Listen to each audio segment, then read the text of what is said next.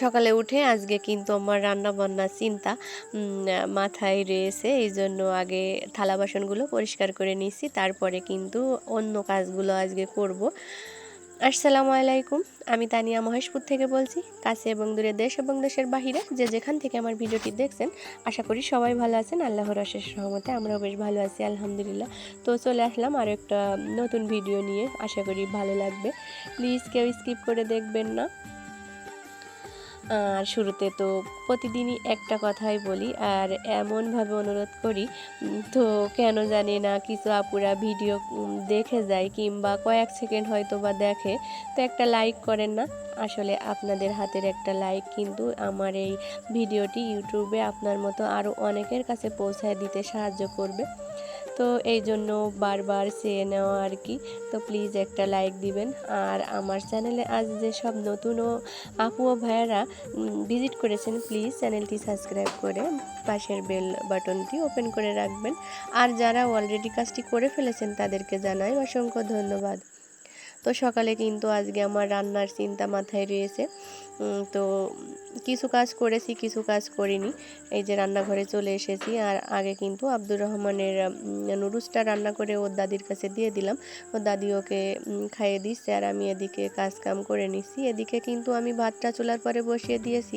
আর এই যে গত দিনে যে তরকারিটা কেটে রেখেছিলাম, পুঁই শাক নর্মাল ফ্রিজে রেখে দিয়েছিলাম, তো সেটা এখন বের করে নিচ্ছি।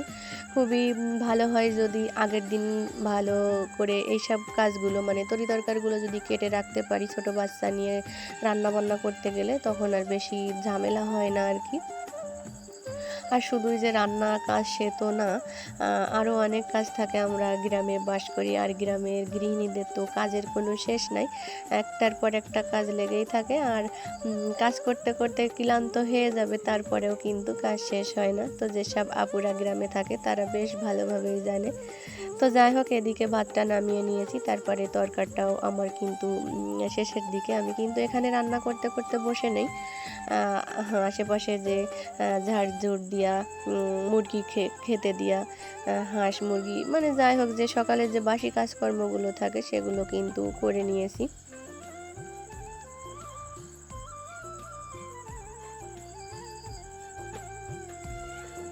তো তারপরে এই যে রান্নাটা কিন্তু শেষ করেছি, সব ঘরে রেখে এসেছি, আমি কিন্তু খেয়ে নিয়েছি। আর আমার ক্ষুধা লাগলে তো আমি চলতে ফিরতে পারি না, খুবই কষ্ট হয়, গা হাত পা বুক সব যেন কাঁপতে থাকে। এজন্য আমি খেয়ে নিই, আমার যখনই ক্ষুধা লাগে তখন কিন্তু আমি খেয়ে নিই। আর আব্দুর রহমানকে ও দাদি তো খাবার খাইয়েই দিয়েছে। তো রান্নার করার পরে আমরা যে খাবার খেয়েছি, যে থালা বাসনগুলো ছিল সেগুলো এখন আমি ধুয়ে রেখে দিব। আর তারপরে কিন্তু বাদবাকি কাজগুলো করে নেব। তো চলেন এদিকে আমি আমার হাতের কাজগুলো করি। আর আমার ভিডিওতে আমার অনেক আপুরা খুব সুন্দর সুন্দর কমেন্ট করে, তো সেই কমেন্টগুলো আপনাদের সঙ্গে একটু শেয়ার করি। হাবিবা নূর বুলাক আপু লিখেছেন, লাইক দিয়ে দেখে নিলাম আপু, অনেক কাজ করলেন আপু, থ্যাংক ইউ সো মাচ আমার ভিডিওটি দেখার জন্য। আর আপনি আমার প্রত্যেকটা ভিডিও দেখেন আর এভাবে সাপোর্ট করবেন। আসলে আপনাদের ভালোবাসা ছাড়া তো আমার কিছু করা সম্ভব না, তাই না?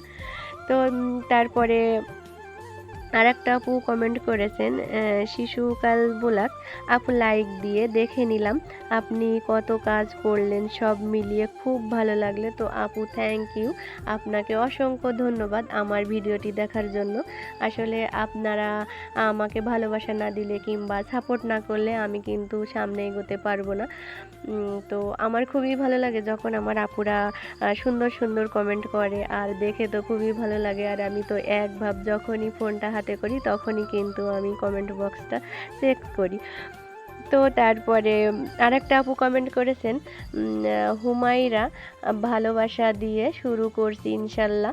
তো এই আপুটাও কিন্তু আমার রেগুলার ভিডিও দেখে, তো খুবই ভালো লাগে আমার আপুদের কমেন্ট পড়তে।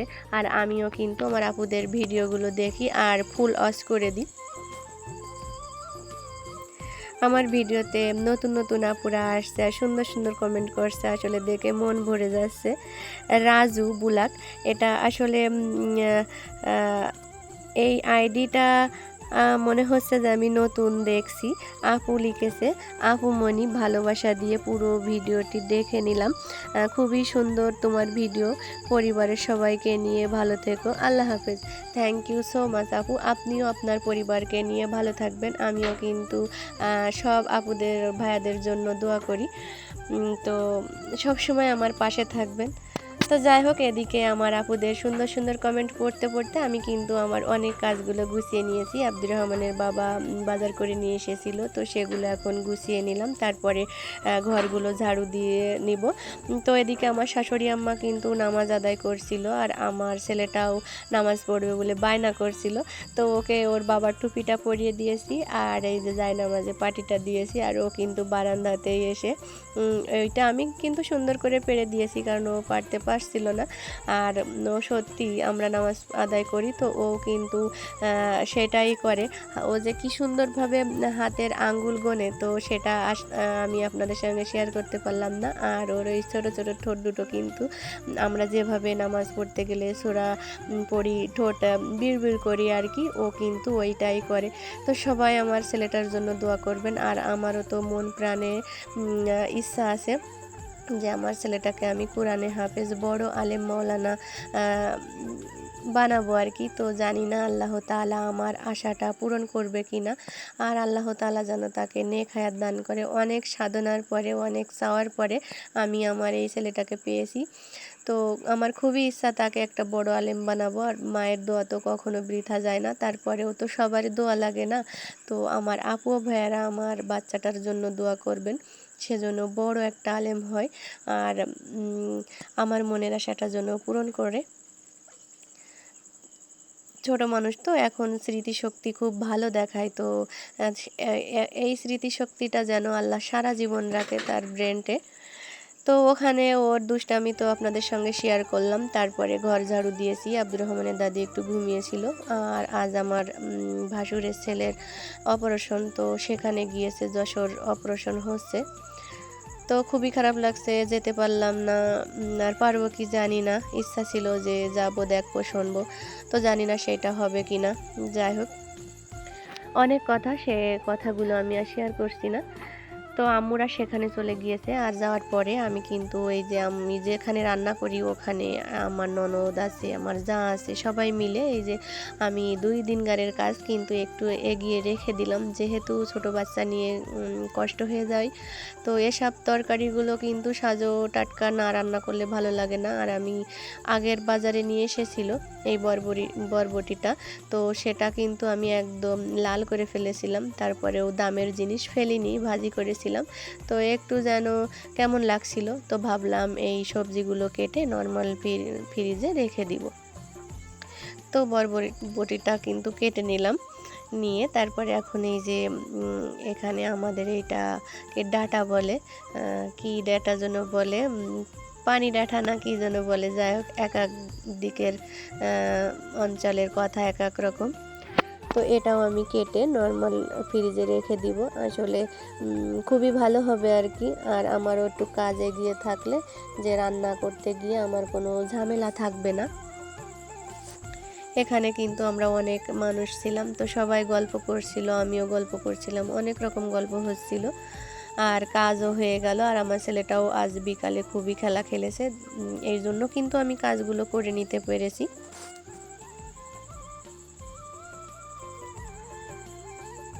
তো আমি সবগুলো সবজি এখন বক্সে ভরে নিব। আমার টিফিন বক্সগুলো নষ্ট হয়ে গিয়েছে, এই দুইটাই ভালো ছিল, তো এই দুইটা খুঁজে নিয়ে আসলাম আর কি। আমি তো জিনিস ঠিক করে রাখতেই পারি না, যেহেতু আলাদা সংসার হলে হবে না, আমাদের জিনিস কিন্তু আম্মুও নেয় আর তার জিনিস আমিও নিই। এই যে এক হাতের জিনিস তো না, এই জন্য জিনিসের ঠিক রাখতে পারি না। তো আমার আম্মা বলে এটা কখনোই সম্ভব না, তুমি কখনোই এইগুলা করতে পারবে না, দুইজনা মিলেমিশে থাকবা, এটাই ভালো। তো যাই হোক, আমি সব সবজিগুলো রেখে দিব নরমালে ফ্রিজে। আর এখানে কিন্তু আমার একটা যা বসে আছে, সে কিন্তু অনেক রকম কথা বলছিল, তারও ইচ্ছা হয় এইভাবে কাজ করতে, সে এইভাবে করতে চায় কিন্তু পারে না। আসলে তার হিসাব আলাদা আর আমার হিসাব আলাদা। আমি সকালে রান্না করি সারাদিন আর রান্না করি না, এটাতে কিন্তু আমাদের হাজব্যান্ড ওয়াইফের দিনটা চলে যাবে। আর তার শাশুড়ি আছে, ননদ আছে, হাজব্যান্ড আছে, তার বিষয়টা আলাদা। সেইভাবে আমি তাকে কিন্তু বোঝানোর চেষ্টা করছিলাম। তো তারপরে হঠাৎ করে এই যে বিকালে একজন এসেছে নেদি কিনবে। আমি বলে দিয়েছিলাম যে আমি নেদি বিক্রি করব। তো অনেকেই মানে জিজ্ঞাসা করছিল, মানে আমি উপজে বলেছিলাম যে আমি নেদি বিক্রি করব, তো কেউ যদি কেনে তো আমার বাড়ি পাঠিয়ে দিয়ে। তো হঠাৎ করে বিকালে একজন এসেছে, তো তাকে 100 নেদি গুনে ওখানে রেখে দিয়েছি, সে তো নিয়ে যাচ্ছে। আর এদিকে আব্দুর রহমান এই যে তার খেলনা জিনিস নিয়ে খেলা খেলছিল, তো আপনাদের সঙ্গে একটু শেয়ার করলাম। তো তারপরে কিন্তু চলে আসলাম কলের পাড়ে। আর এই যে দুপুরে খাওয়া দাওয়া করার পরে যে থালা বাসনগুলো হয়েছিল, এত হওয়ার কথা ছিল না, শাশুড়ি আম্মার তাও রয়েছে। আর আমি খেয়াল করিনি যে এগুলো এত রয়েছে। তো আমি পরে দেখি যে ডাইনিংয়ের পরে রয়েছে, আমি ভালো বুঝতে পেরেছিলাম না যে পরিষ্কার করিনি। তো পরে দেখে কিন্তু কলের পরে নিয়ে চলে এসেছি। আর এখন আগে একটু ধুয়ে নিলাম, যেহেতু এঁটে কাটা থাকে, আর কাটা থাকলে তো জালের ভিতরে গিতে যায়, হাতে লাগবে, এই জন্য আগে ধুয়ে নিয়ে এখন পরিষ্কার করে মেজে নিচ্ছি।